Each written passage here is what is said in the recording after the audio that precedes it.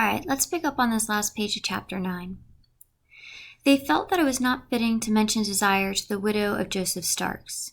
You spoke of honor and respect, and all that they said and did was refracted by her inattention and shot off towards the rib bones of nothing. She and Phoebe Watson visited back and forth and once in a while sat around the lakes and fished. She was just basking in freedom for the most part, without the need for thought. A Stanford undertaker was pressing his cause through Phoebe, and Janie was listening pleasantly but undisturbed. It might be nice to marry him at that, no hurry. Such things take time to think about. Or rather, she pretended to Phoebe that was what she was doing.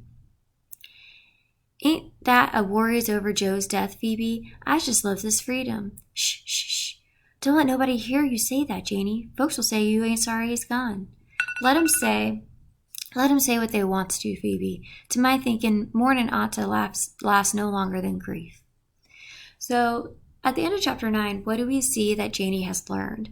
So Janie is in no hurry, or it says, this is a quote taken from the last page. It says that Janie was in no hurry. Such things take time to think about.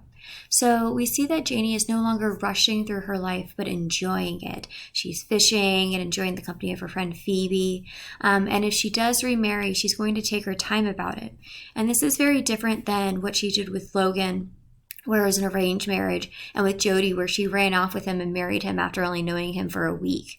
And additionally, she doesn't care what the townspeople think of her.